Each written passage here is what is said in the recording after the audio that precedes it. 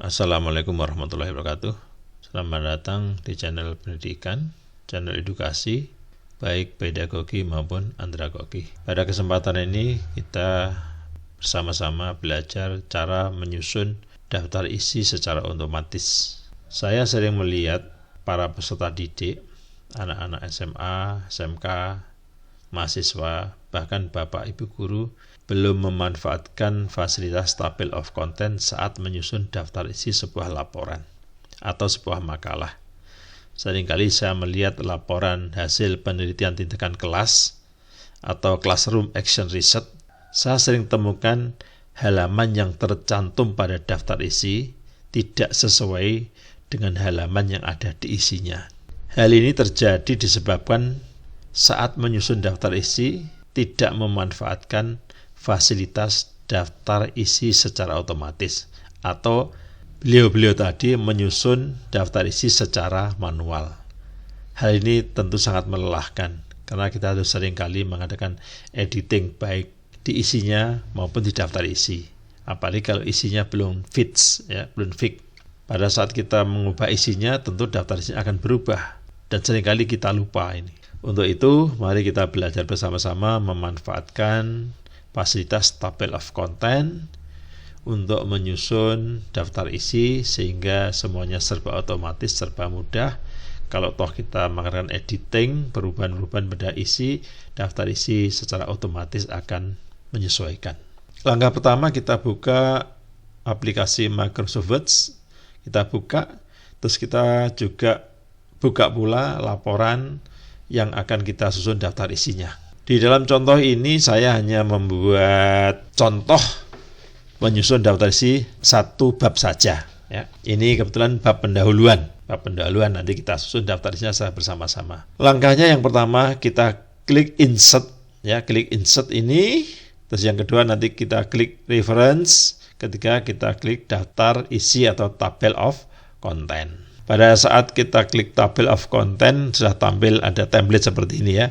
Ada pola-pola seperti ini, nanti kita klik salah satu yang kita sukai. Terus yang perlu kita sepakati bersama di dalam bab 1 laporan ini saya beri warna merah, biru, dan oranye. Kita sepakati yang warna merah ini level 1 atau heading 1, yang warna biru level 2 atau heading 2, yang warna oranye level 3 atau heading 3. Namun realita di dalam buatan laporan tidak perlu seperti ini. Ini hanya memudahkan pada saat kita belajar menyusun table of content ini. Kita klik area di sini, kita buat area untuk menyusun daftar isi di atas bab 1 ini.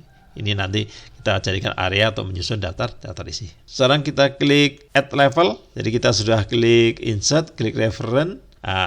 Tabel content sudah kita klik, ini ada add level, kita klik add level, terus kita blok, heading 1, level 1 kita blok, poin A, latar belakang kita blok, nah kita tambahkan sebagai level 1. Berikutnya, poin B, kita blok, kita tambahkan lagi sebagai level 1 lagi. Berikutnya, poin C, kita blok lagi, kita tambahkan sebagai level 1 lagi. Berikutnya, kita blok lagi, poin 1 dari C, tujuan, kita tandai sebagai level 2 atau kita tambahkan sebagai level 2. Demikian juga kita blok poin 2 dari C, kita tambahkan sebagai level 2. Kita blok lagi poin 3 dari C, kita tandai sebagai level 2. Kita blok lagi poin 4 dari C, kita tandai sebagai level 2 dan seterusnya. Contoh lagi kalau poin D ya sama. Nanti yang visi misi ini kita tandai merah level 1, tambahkan pada level 1, poin 1 dari D, tambahkan sebagai level 2, poin 2 dari D, tambahkan sebagai level 2,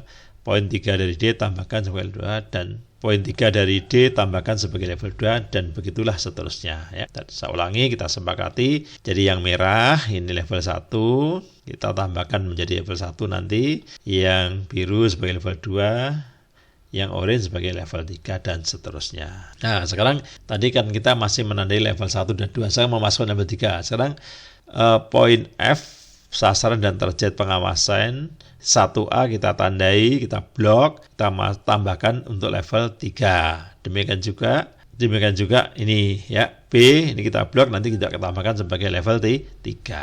Setelah itu kita klik table of content.